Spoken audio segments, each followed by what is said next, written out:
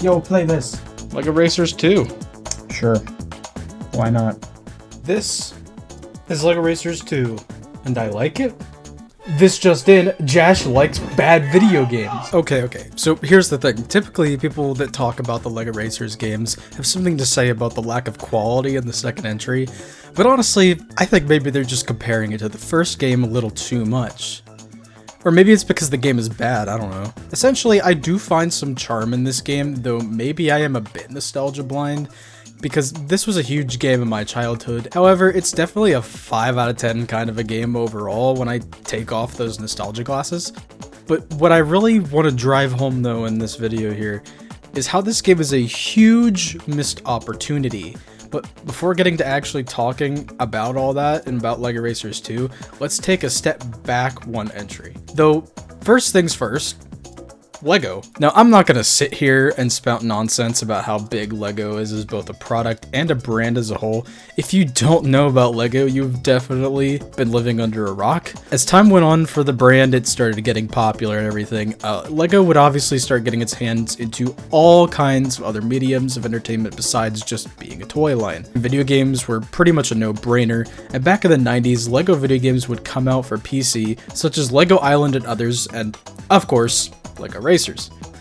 So, Lego Racers, a truly great game for its time, released on PC, Nintendo 64, and the original PlayStation in August of 1999. It did also get a Game Boy Color release, but that's a very different game. As for the actual full 3D main game, it fits in nicely with other kart races of the time, like Mario Kart 64 and Crash Team Racing, but this game surpasses both of those in my eyes, and so has it to many others. The subject of the video is Lego Racers 2, so I won't spend too much time on the first one, of course, but there is something to be said about how the first really innovated on specifically the item play side of kart racing. There are really good videos that go into this more than I will here, and I'll link to said videos in the description, but essentially every item in the game can be modified with these white bricks. The more of said white bricks you have, the more powerful the item is. Some of these leveled up items can basically break the game if used right. Other than that, Lego Racers was just a solid kart racer that brought Lego sets of the time to life for its tracks, and of course allowing you to make your own character and karts made of Lego. You're able to customize your own minifigure and build all of your own karts. It really was a truly creative kart racer that surely would continue on to the foreseeable future and continue to innovate on the genre, right?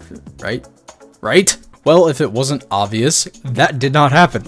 See, Lego games would go on to be, in my opinion, kind of stale. And again, that is my opinion. I like the modern Lego games, they're fine, but personally they're nothing too exciting these days. Once Traveler's Tales got a hold of it with Lego Star Wars, yeah, they just ended up making the same game over and over, but with differing properties like other films and even comic book heroes eventually. But before Traveler's Tales did take over the entire Lego game line, we did get some other more unique Lego games on PC that got a chance to shine, and of course one of those games was the sequel to Lego Racers, Lego Racers 2. And shine wouldn't quite be the right word in retrospect. So this is an interesting one. See, I grew up playing both Lego Racers and Lego Racers 2, but I owned Racers 2 first, and then eventually got Racers 1 alongside the Lego Island games. While I can agree that Racers 1 is a fantastic game, probably just flat out better than Racers 2 in many aspects, I have a lot more nostalgia for Racers 2 for some reason. If I ever revisit either of these games, I am most likely to spend more time with 2 than I am with 1. Mainly because with Racers 1, unless I'm going to play it with some friends, there just isn't much of a reason for me to go back to it. Maybe I will talk about Racers 1 more in depth someday, but I really want to focus on Racers 2 because I feel like it doesn't get as much recognition as 1 does, but maybe that's a good thing. Regardless, I'm still going to do it because this is a game that I do love despite some problems with it. So, Lego Racers 2, released for PC and PlayStation 2 in September of 2001, 7 months before my birth in April of 2002. Why is that relevant? I don't know, honestly. But anyways, this game did also get a release on Game Boy Advance, but it's entirely different. And just with the LEGO Racers Game Boy Color, I'm not going to talk about it here. We're solely looking at the full 3D release, specifically the PS2 version, because my PC copy refuses to run these days. The only real difference here between the PS2 and PC versions is that the PC version generally looks better, probably due to having higher quality textures or something. Besides that, they run nearly the same performance-wise, and the content across both versions is one-to-one, besides some music tracks being a bit different. But essentially, we're not losing much by playing the PS2 version, other than some graphical fidelity, and the music quality is not as good. But so coming off of the first LEGO Racers only 2 years after, you'd think that maybe it wasn't all that hard to build off of it in a second release, right? Like, what did they do? Maybe, you know, make a bunch of new tracks, tweak existing items, and maybe add some new ones. Maybe introduce a brand new mechanic of sorts to really spice things up. They did none of that. In fact, LEGO Racers 2 wasn't even developed by the same people as the first game. Yes, while the first game was developed by High Voltage Software, Racers 2 was developed by Attention to Detail. I will be referring to them as ATD. They've developed some old PC games and 3 Atari Jaguar games, among some racing games for the original PlayStation, and Sydney 2000, a game based on the Summer Olympics in Sydney in the year 2000. Okay. Anyways, they had developed a few racing titles, so, you know, clearly they could make a competent racing game for the LEGO brand. So first off, this game deviates from its predecessor by not being a kart racer, kinda. Instead, it's kinda going for some kind of arcade racer, but it still has some kart racer elements, or rather, a kart racer element, as it still has some items. That's pretty much the only kart racing element. I'll talk about the items later down the line. Basically, the best way I can put it is LEGO Racers 2 follows a weird formula that kind of feels like an open world racer akin to, say, modern Need for Speed, just with several smaller open worlds, and then, of course, kart racer-like items. So we have a kart racer that was honestly pretty good and inventive for the genre at the time, and its sequel just comes in, ignores a lot of what the first did. Fantastic. So I couldn't find much about the game's development, but perhaps ATD wanted to craft their own spin on a LEGO racing game instead of just jumping right into High Voltage Software's vision. Perhaps they thought, you know what, we just want to do something different that's going to stand out more and isn't necessarily just LEGO Racers, but again, still it is a bit jarring that it ignores most of the building blocks, that the first game laid out. So this is a LEGO game, so it's gotta have some kind of LEGO spin on its formula. And this game really does, actually. In fact, it continues the same LEGO elements from the first game, being able to make a minifigure and your own vehicles. The problem though is LEGO Racers 2 feels kinda limited in the choices you have, especially with your minifigure pieces. In LEGO Racers 1, you had a lot more options for your minifigure, and while there's still plenty of variety for your vehicle still, even without comparing it to Racers 1, you can tell the options are more limited than you want them to be. Still, the car building is here, and you can make some cool looking stuff if you really try. In Racers 2, there are several worlds like I mentioned earlier, and each one is based on some LEGO set themes of the game's era. We have the Adventurers theme, the Life on Mars theme, and the Arctic theme. 2 other themes are here actually that are exclusive to LEGO Racers: Sandy Bay, which acts as a main hub world, and Zalax, the final world in the game. I'd say these are fine themes that give a good amount of variety. Outside of these aspects I've just mentioned though, nothing else really gives you that magic LEGO feeling. In fact, I think that the actual worlds in-game try too hard to feel more realistic and just have LEGO built set pieces here and there.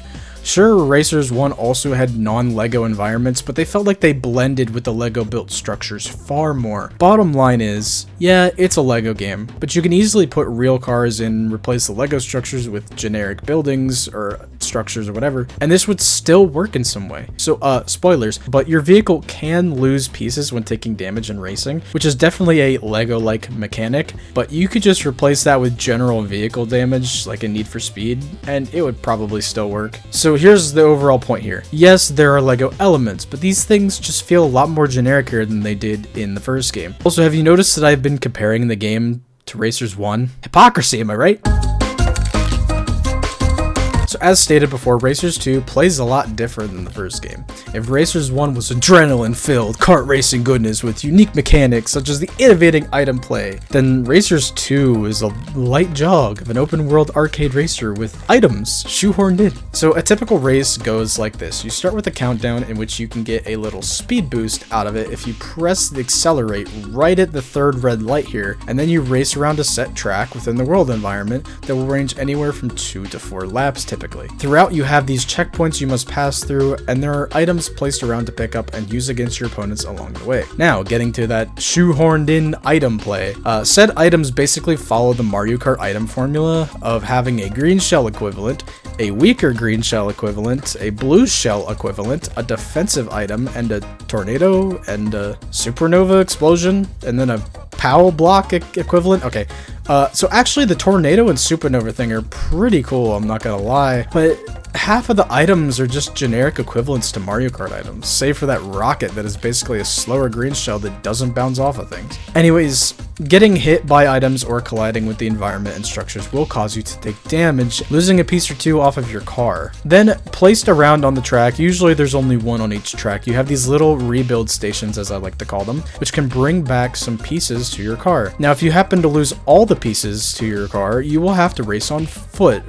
Wait, really? That's actually hilarious. So while on foot, you are immune to any damage, but you are far slower this way and will definitely lose any ground you had against your opponents because they are so much faster, because the walking speed is very slow. But of course, you can get your car back by going through a rebuild station. It's not going to give you your entire car back, but it's enough to get you back up to speed after a little bit. Now, losing pieces off of your car isn't an entire loss. In fact, you can actually use this to a little bit of your gain. Anytime you collide with the environment, losing pieces off of your vehicle, you will build up this little meter here in the top left corner. Any of that meter that you have built up, you can then expend for a very subtle little speed boost.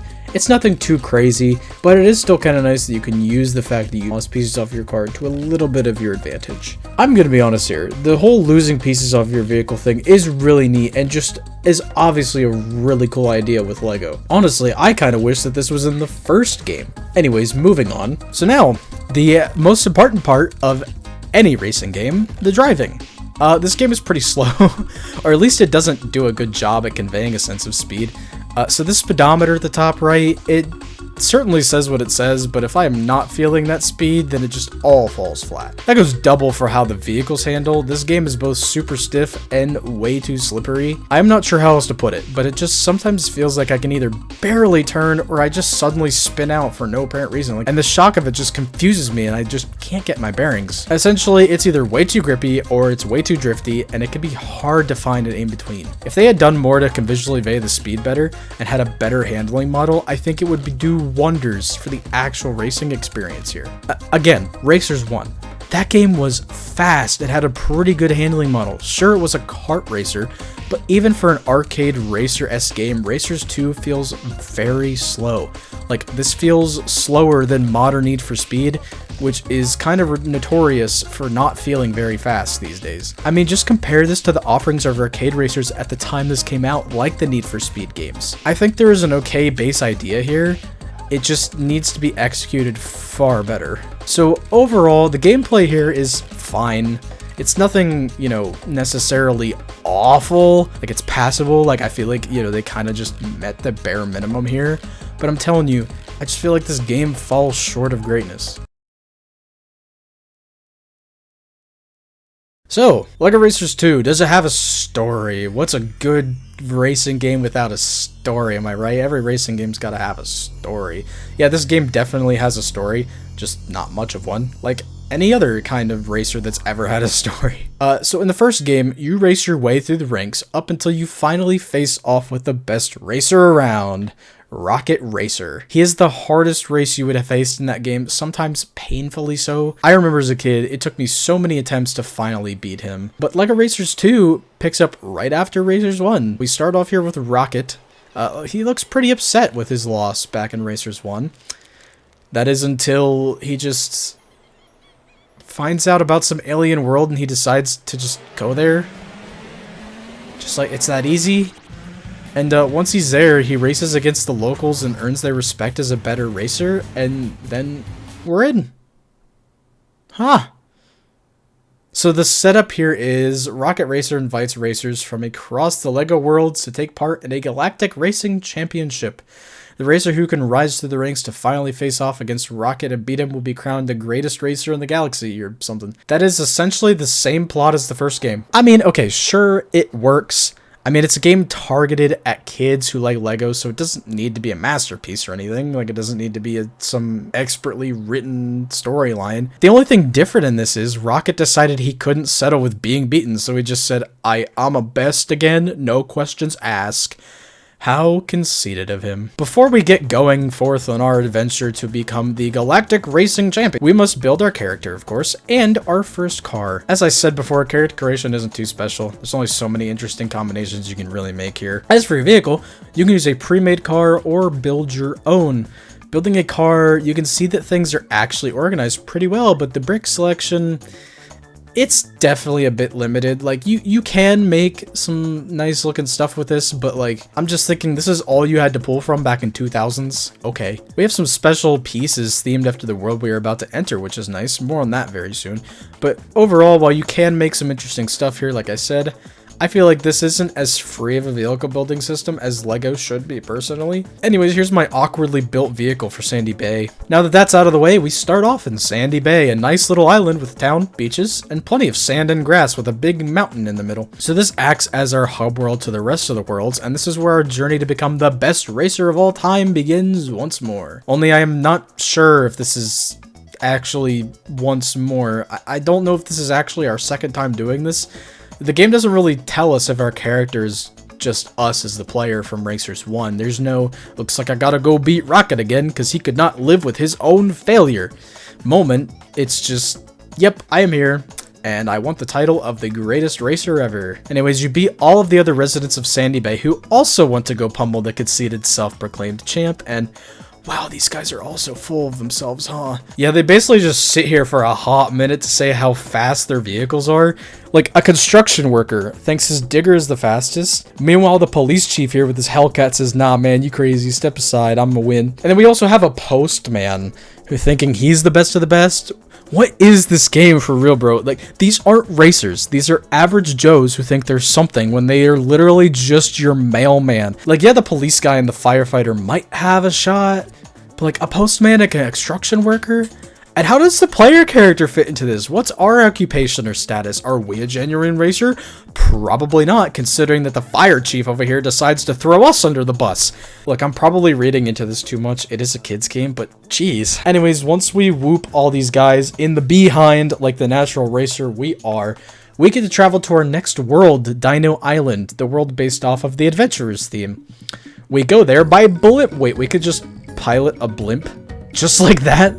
Maybe that's our occupation. Blimp pilot. Before we actually get into Dino Island, we have a very nice opening cutscene to introduce us to the world, and then we build a new car. So yeah, here we're told by Sparky that our car from Sandy Bay just won't cut it. We need to build a car specifically for this world. All in all, this is fine. I mean, we now have new brick selections at our disposal that fit the theme, and even entirely different chassis, which is pretty cool, especially these ones with giant tank treads.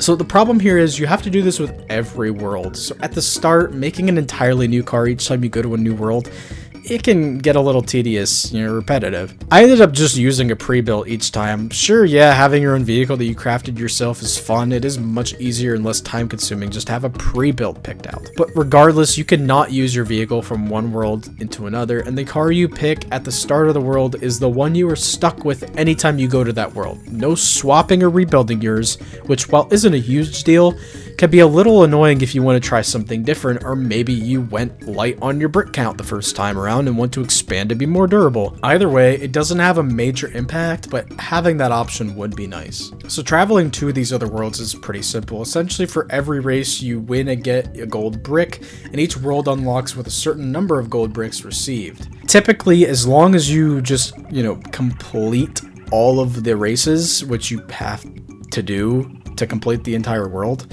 and then eventually go to the final world. But as long as you complete all 4 of the base races there, that's it. You should be able to get to the other worlds no problem. Finishing Sandy Bay's race actually gives you the exact number you need for Dino Island, and there are also 3 gold bricks on Sandy Bay's map itself you can find. By the way, also on Sandy Bay's map is 2 bonus games. Basically, drive into these tornadoes and you get to play a dumbed down crazy taxi type of game, which is actually kind of cool. Get passengers to their desired locations within time limit, and you can get one of 3 upgrades for your vehicle, either shield, power, and grip. Shield will help prevent you losing pieces from harder impacts. Power basically just allows you to accelerate faster and go at higher top speeds. And grip, well, it makes you slide less, kinda. Remember these, they will come back up soon. So going to Dino Island, we find ourselves in this little foyer of sorts. This is our hub for this world where we access all of its 4 races and eventually a boss race. This is the formula each world follows. Each world has its own little foyer here. So the races basically are just tracks that are laid out differently throughout the world, like Sandy Bay also did. But Jash, you might say, what about exploring the world just like we could in Sandy Bay? Well, talk to Sparky here and pick the explore option to explore. This just puts you into the world to freely drive around in it. Honestly, it kind of sucks they didn't just have you use the world as a hub for all of its races. Maybe you'd have to drive to the actual starting points of each race, and then for the bosses, they'd have their own spots on the map that you have to talk to them at. And maybe if you talk to them before that, they just won't because they said, hey buddy, you gotta, race everybody else first. And honestly, correct me if I am wrong, but wouldn't it have taken more development time to have hub rooms separate from the world's maps? Anyways, in the worlds, you will find another 3 gold bricks as well as 2 more bonus games, just like in Sandy Bay, which that also remains true for every single world. Oh yeah, speaking of the bonus games and upgrades, so in Dino Island, we have this bonus game where we have to go grab these barrels of water and bring them back to the starting spot. Not too bad, but maybe a bit tedious. I mean, we can only hold 5 at a time, and just like that first bonus game, getting hit by an enemy racer causes you to lose what you were carrying. It's a simple enough bonus game, and it definitely won't be lightly copied in future worlds, definitely not. But you of course get a choice of upgrade from these like before, and I gotta be honest, these upgrades kind of make the game a little too easy. Like, okay, let's say you put all your upgrades into power up to this point. Now you are way faster than your opponents. Like, they are not able to keep up with you in any way, and sometimes you can even pass fools, especially considering that the opponents do not scale with you. They have the same levels of speed throughout each world. So these upgrades are nice, but they honestly end up making the game a bit too easy, so much so that passing fools may occur more than once. And with that, picking up items now feels pointless because most of the time an opponent's items are not able to reach you save for one, the Seeking Missile, which is the blue shell equivalent. And on top of that, using items yourself also becomes pointless because both defensive items aren't really needed and offensive items aren't needed since you're in first place basically always. So yeah, the opponents really should scale with you to make item play more vital in some way, and so that passing fools isn't a more common occurrence. I guess you could just never get the upgrades, but I have played it that way before and it honestly makes the game a little too difficult because this game expects perfection. To actually get the gold bricks and reach the boss at the end of the world, you have to get first place on every race, and when you have no upgrades and there's just item after item being thrown around, it could be a hassle to maintain a lead. In fact, even with just a couple upgrades, I still had an issue with this first race. So if you want to secure victory on your first attempts, you could just get as many upgrades as you can, but then it just becomes a matter of going through the races and being untouchable each time until you get to the end. And of course, passing full. So in short, this game's balancing is so bizarre. Without upgrades, it can be too difficult at times, and with even only a couple of upgrades, it becomes way too easy for my liking. So getting to the end just becomes a matter of sitting through it basically, and just driving right. Speaking of getting to the end, the boss of Dino Island. After the 4 races taking first place in each, of course, you get to face off against Sam Sanister. Yeah, Sanister. Honestly, he's just begging for someone to think, wow, Sinister would be far easier to say, and makes sense because this guy is so conceited. Why is everybody so full of themselves? The boss races are actually kind of cool. Each one has some kind of gimmick, at least later on. Sanister doesn't really have much of a gimmick. He is just a bit faster car than the average opponent racers, and that's about it. But each boss race, actually, little fun thing, has music that kind of remixes the music that plays in the other races for that world, which is a really cool detail. Also, I do like that the boss races kind of take you through every single notable landmark of the world. Really makes it feel like a finale type of race as a send-off from said world. Overall, these boss races aren't too bad. So we beat Sam Sanister, and he gives you his entire engine. This is what I'd like to call a super upgrade. For this one, your vehicle's speed is drastically increased. Couple that with any power upgrades you got from bonus games, and like I said, you were basically untouchable for the rest of the game. Now, if you got his engine and didn't get any other power upgrades, I would say that this does not necessarily make the game a whole lot easier.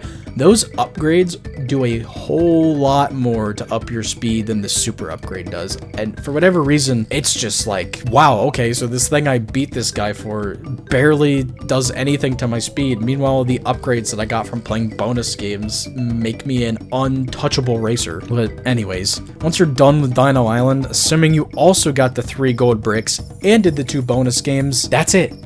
There's nothing else to do here but maybe just continue driving around the world, making your own fun, finding some landmarks. But besides that, 4 races, 2 bonus games, and a boss race. That is all these worlds really have to offer, and we have 3 more of them. Next up is Mars, the world based off of, well, the Life on Mars theme.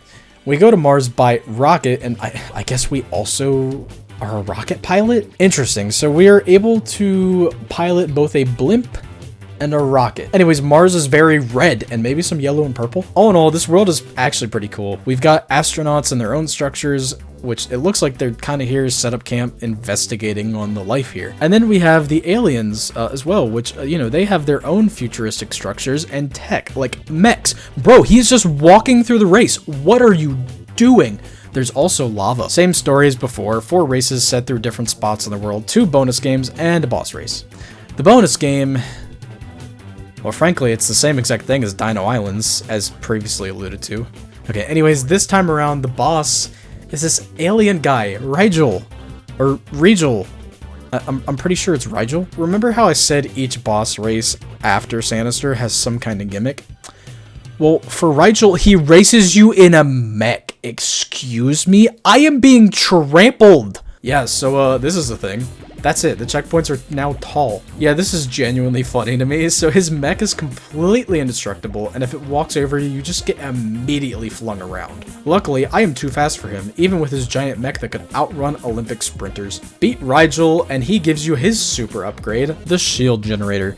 After having this, there is no reason to really get shield upgrades from bonus games, as the generator basically just makes you mostly indestructible from hitting most obstacles, though items will still definitely cause damage to your car. We say goodbye to Mars and of course Rigel, and completely shift in tone to the Arctic. Obviously this is based off of the Arctic theme. We get there by, we can pilot a helicopter too? Okay, I mean, maybe that's not too far-fetched. I guess piloting a helicopter isn't rocket science. Oh, wait! 4 races and then the boss. The boss is, actually, can we step back and appreciate the Arctic? This is a really cool world. It's always been my favorite of the bunch. Even if it isn't graphically impressive, this skybox here is genuinely pretty to look at, and this one cave section has some really cool color that gives the illusion of difference in lighting. Like there's sun getting in that is bouncing off of crystal ice or something. It's a really cool attention to detail.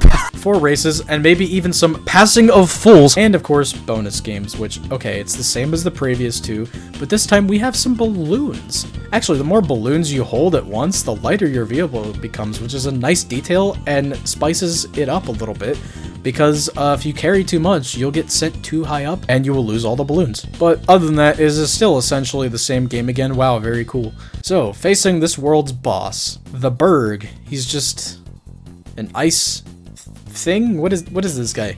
He's sentient. What? Anyways, this race's gimmick is cheating. Get back here. And also, he has these ice spikes that if you hit them, they stop you slightly and slow you down for a short moment. I can cheat too, Icicle Man! So unfortunately, I am a gamer and I was ahead of him for basically the whole race, so I have no footage of hitting the ice spikes he leaves behind. Honestly, it's just because I'm too fast for him. See what I meant with those upgrades before? Defeat the Berg and he gives you his super wheels. He just just had those? Like, why, how, when? Anyways, these give your vehicle far more grip, which Sparky notes. Well, now we've done it. We have persevered through our hometown, 3 worlds of glorious racing, passing fools, and boss races, all to finally traverse to the great beyond. Space. Well, space again, anyways. Wait, yeah, what is the significance of Zalax being an alien world if we already went to Mars, which had aliens? I don't know. Maybe Zalax is not actually an alien planet. It's an alternate reality or something. I don't know. Anyways, we get to go to Zalax, okay? This is the final world of LEGO Racers 2. The very world that has been teased to us since the very beginning and on the box art. This is the place where the conceited, self-proclaimed champ awaits.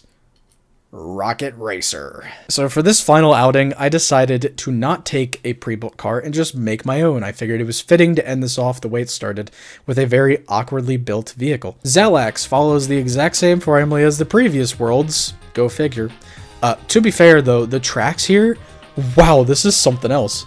So not only does each race actually have unique terrain, but they also have these differing set pieces that take you on loops, driving up a wall, literally, and other fun obstacles. These tracks actually feel quite different from each other, unlike the previous worlds, which just had the tracks going through landmarks of the worlds in different ways. I feel like with the other worlds, you can pretty much just pick one main track and put it alongside the boss track, and you've basically got what you need. Any more than that just felt like filter. With Zalax, each track actually feels like it can stand alone from every other. It's really cool. I mean, all of these tracks, they don't just have the differing set pieces, the terrain is different in each one. So overall, I think Zalax is probably the most fleshed out world in the entire game. Not to mention, this world has my favorite music track in the entire game, hands down.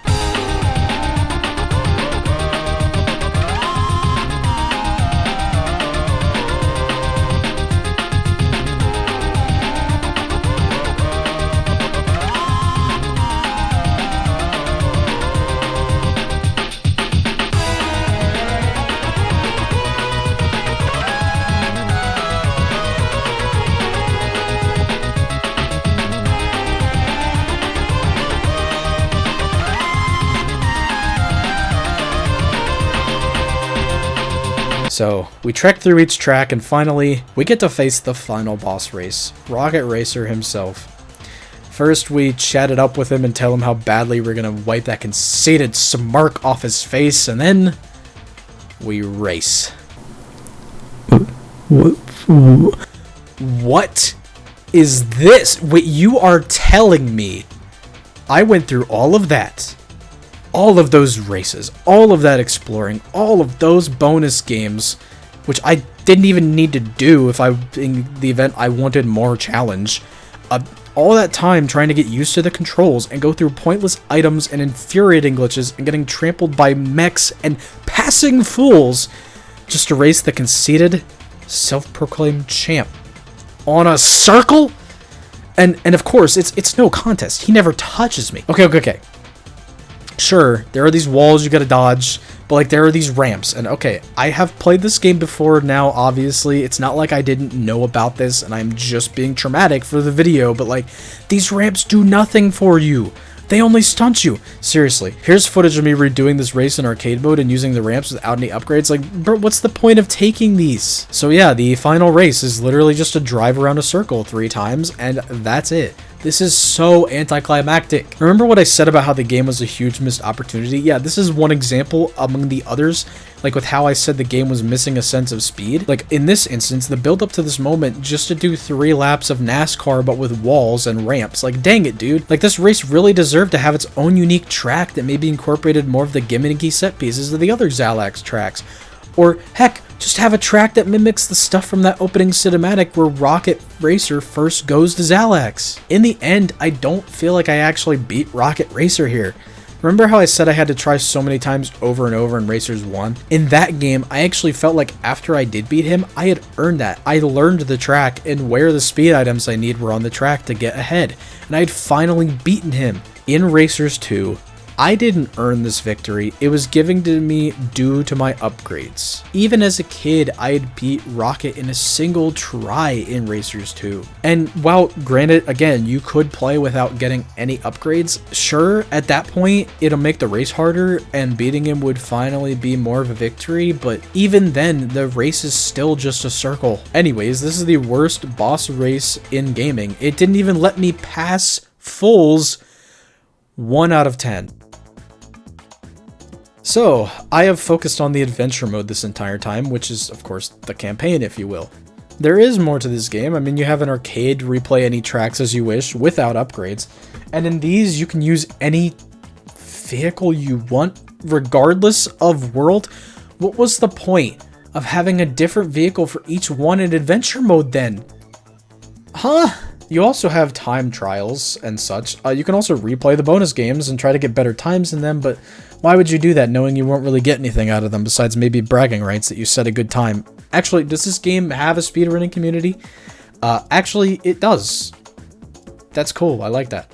I'm glad people speedrun this game and appreciate it. You then also have a multiplayer mode, either playing the tracks with friends or playing a battle mode, which is just drive around and use some items against each other, I guess. I never played this game in multiplayer, so I am not too enthused by it, but outside of the adventure mode, honestly, there isn't much to do here, if I'm being honest. The adventure mode is the main attraction here. The only tracks really worth replaying are probably the boss ones and the Zalax tracks. I don't know, maybe someday I will play this game in some multiplayer, or maybe do some time trial stuff, but until then, adventure suffices for me, especially for the purposes of this video. This game, yeah, it really has a weird spot in my heart, you know? I have a lot of nostalgia with these worlds, these characters. Even the infuriating stuff has a certain level of charm, like the randomness of mechs trampling you, or seeing your opponents have to go on foot if they lost their whole car, or even you having to go on foot, or just the random stuff that'll happen, like that one sign flipping out. But at the end of the day, this game is a huge missed opportunity in my eyes, like I said. It could have been a great arcade racer with LEGO elements, like with its damage system, but with a very limited minifig and vehicle creation system, a lack of genuinely fast and tight driving, terrible balancing. This game really is a 5 out of 10. I like it, but I recognize it's not as good as I remember it being from my childhood. Hey man, you finished playing that game? Yep, just a bit ago, actually. You know, it's fine. So, hey, man, by the way, I haven't seen you in a while. I mean, you kind of just bolted a few years ago when that whole backlog leak happened. Where you been? Why are you back now? Yeah, I apologize. Now that the backlog has seemingly left, I figured it was time to return and grace you with my presence. Yeah, sure. So, anyways, yeah, this copy of LEGO Racers 2 doesn't even work. Really? It just worked for me the other day. So, how did you end up playing it then? The PS2 version... Man, I know IGN gave it a lower rating because of its performance and graphical, you know, step down or whatever, however you want to word it. But, I mean, it wasn't that much worse. Those savages. Well, whatever. Hey, if you ever need me for anything, give me a holler, will ya?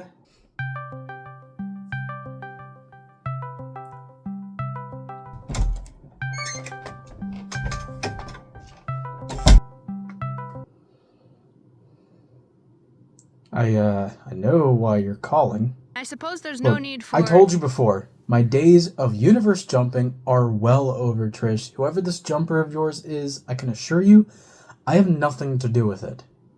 If you knew anything, you'd tell me, right? Of course I would. You know I'm your eyes and ears in my universe. Good, then I'll hold you to it.